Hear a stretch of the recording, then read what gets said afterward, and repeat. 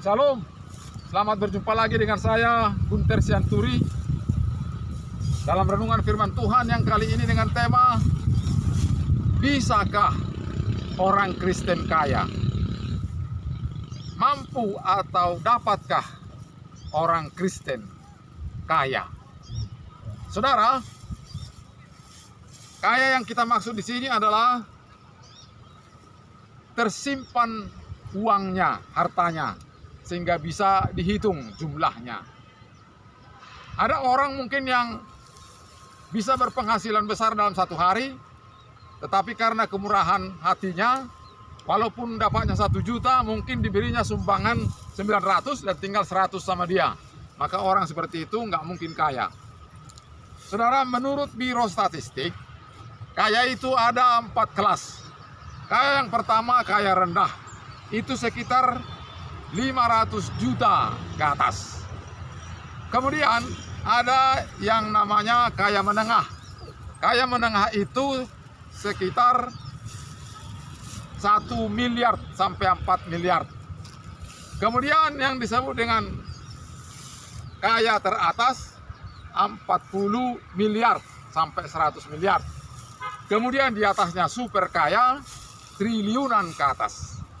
Jadi kalau harta sudah di atas 500 juta atau setengah M, itu sudah disebut kaya rendah. Itu mengenai kaya.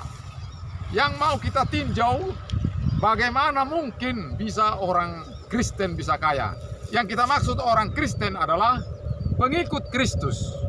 Pengikut Kristus adalah orang yang melakukan semua firman Tuhan. Orang Kristen punya 5 kerjaan yang harus dikerjakannya. Yang pertama, orang Kristen harus berbaju jerakan keadilan, berikat pinggangkan kebenaran, dengan kata lain, hidup kudus. Itulah dalam Efesus pasal 6 ayat 10 dan seterusnya. Jika kita berbicara tentang hidup kudus, maka yang perlu adalah kita harus melawan dosa. Dari semua yang tidak benar, tidak bisa dilakukan. Hidupnya benar, baik pekerjaannya, baik berpikirnya. Dia tidak setuju dengan apa yang salah. Dia tidak berjalan sesuai dengan duniawi. Dia berjalan sesuai kebenaran. Itulah yang pertama. Jadi orang berkemenangan melawan dosa.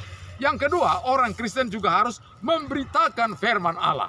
Di dalam Efesus pasal 6 itu dikatakan, kakimu berkasutkan kerelaan untuk memberitakan Injil damai sejahtera. Jadi orang Kristen kerjanya adalah memberitakan Injil damai sejahtera, membawa kabar baik kepada banyak orang. Tentu berbagai macam cara, bisa juga dengan menginjil langsung, bisa juga dengan membuat video, bisa juga dengan membuat khotbah, bisa juga dengan membuat selebaran-selebaran. Saudara, apa yang dimaksud dengan menginjil? Menginjil memberitakan firman Tuhan. Semua orang Kristen dalam Matius pasal 28 ayat 19, dia katakan di sana, beritakanlah firman. Katakan di sana, jadikanlah semua bangsa muridku. Itu pekerjaan kita semua. Jadi orang Kristen memerlukan biaya untuk itu. Jadi orang Kristen harus memikirkannya, mengerjakannya, sehingga waktu dan juga kebutuhan-kebutuhan lainnya diperlukan ke sana. Yang keempat, saya katakan bahwa pergunakanlah perisai iman, karena dengan perisai itu kamu dapat memadamkan panah api si jahat. Kita harus beriman. Beriman artinya jangan sampai iman kita lemah. Kita harus mempertahankan iman, harus besar iman kita. Jadi orang Kristen harus menjadi pakar, harus kuat. Yang kelima adalah dalam segala doa dan permohonan, berdoa setiap waktu. Berarti waktu kita banyak berdoa. Berdoa semalam-malaman, berdoa pagi hari.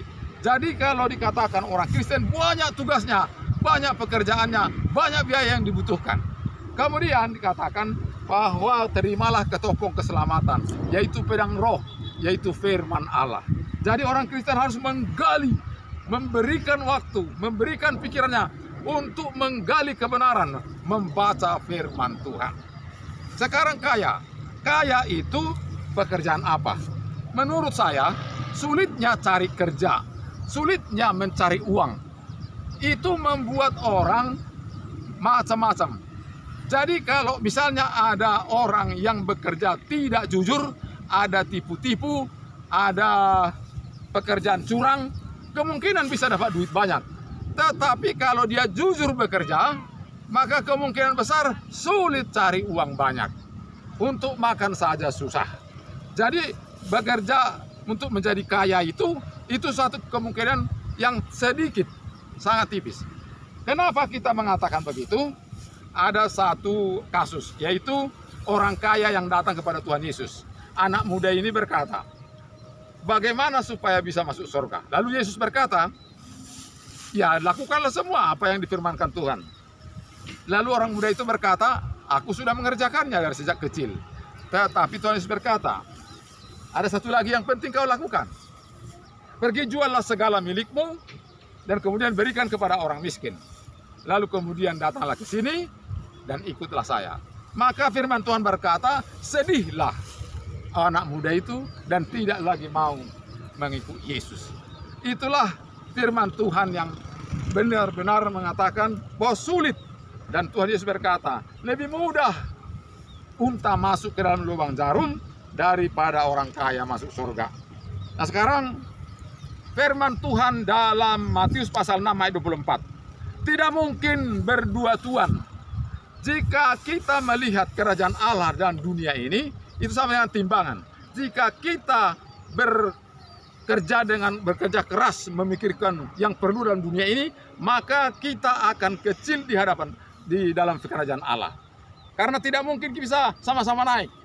Kalau dunia naik, maka kerohanian turun. Kalau kerohanian naik, dunia akan turun. Pasti begitu. Itulah maka Tuhan bilang, tidak mungkin orang berdua tuan. Itu dalam Matius pasal 6 ayat 24. Dalam 2 Korintus pasal 8 ayat 13, di sana dikatakan bahwa kita harus membuat keseimbangan. Kamu dibebani bukan supaya orang lain mendapat keringanan, tapi supaya ada keseimbangan. Jadi harus ada seimbang. Kalau orang berkata, duduk sama rendah, berdiri sama tinggi.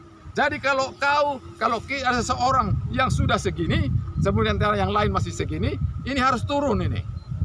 Dan ini naik, baru ada keseimbangan. Itu 2 Korintus 8 ayat 13.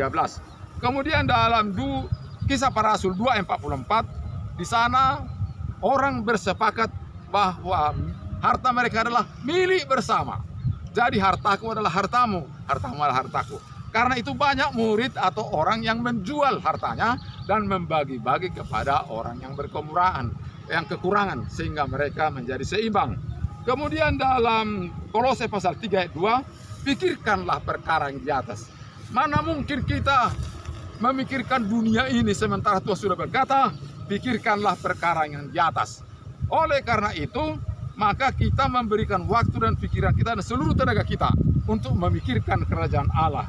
Kemudian dalam 1 Timotius pasal 6 ayat 8, asal ada makanan dan pakaian cukuplah. Itulah target orang percaya.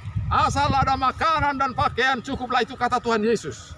Berarti kalau kita sudah cukup ada makanan dan pakaian, mungkin ada rumah, maka kita sudah harus bergerak luar biasa di dalam kerajaan Allah, memberitakan Injil, hidup dalam kebenaran, hidup dalam kemenangan melawan dosa. Kemudian dalam Yakobus pasal 5 ayat 3 dikatakan di sana bahwa kalau kita punya harta tetapi kita tidak memanfaatkannya, sepertinya tiap hari ada rumah kamar yang kosong, maka kamar yang kosong itu akan bersaksi pada hari penghakiman. Karat-karatnya itu akan menjadi kesaksian untuk mempertanggungjawabkannya. Demikian juga mobil, demikian juga rumah yang bertahun-tahun tidak ditempati orang, maka itu akan menjadi kesaksian nanti. Kemudian dikatakan dalam Lukas pasal 6 ayat 36 bahwa kita harus murah hati. Dengan murah hati, maka kita harus suka memberi. Nah, sekarang saudaraku, balik kepada pertanyaan tadi. Kaya disebut kalau misalnya banyak hartanya. Tuhan berfirman dalam 1 Timotius pasal 6, peringatkanlah orang-orang kaya supaya jangan kaya harta, tapi kaya dalam kebajikan. Artinya hartanya dibagi-bagi. Dengan begitu tidaklah, kemungkinan besar sulitlah bagi orang Kristen bisa menjadi kaya. Itu kesimpulannya dari semua apa yang disampaikan sekarang. Oleh karena itu Tuhan sudah mengarahkan Lalu orang bilang bahwa dalam perjanjian lama banyak orang kaya. Ada Salomo, ada Daud, dan sebagainya. Saudara, perjanjian lama belum menentukan kapan kiamat. Tapi dalam perjanjian baru, dalam 2 Petrus pasal 3 ayat 10, dikatakan di sana, hari Tuhan akan tiba seperti pencuri. Bahwa pada saat itu langit akan lenyap dengan gemuruh yang dahsyat. Jadi artinya, mungkin besok sudah Tuhan datang. Sehingga orang tidak pernah berpikir lagi untuk memikirkan bagaimana supaya kaya. Yang kedua, dulu tidak perlu memberitakan firman. Tapi sekarang Tuhan Yesus sudah mengutus supaya kita pergi memberitakan firman. Jadi dengan demikian, maka kemungkinan besar sulitlah orang menjadi kaya, baik untuk keselamatannya maupun dalam berusaha mencarinya. Karena berusaha untuk mencari uang sekarang sangat sulit. Karena apa? Karena banyak orang yang membutuhkannya. Kalau tidak dengan cara-cara yang duniawi, sulitlah orang menjadi kaya. Dan bagaimana kita mengelola uang itu juga? Pastilah sesuai dengan firman Tuhan ini. Murah hati dan sebagainya. Oleh karena itu sangatlah tidak mungkin, mustahil orang bisa kaya saat sekarang ini. Ada orang mungkin yang kaya dari perjanjian lama ke perjanjian baru. Tapi setelah di perjanjian baru, seperti Zakheus berkata, bahwa 4 kali lipat dari yang kutipu akan kumbalikan, dari setengah dari yang aku punya kuberikan. Jadi mungkin tidak lagi kaya dia, karena ia sudah mengembalikan 4 kali lipat. Demikian saudaraku, sampai jumpa, terima kasih, salam.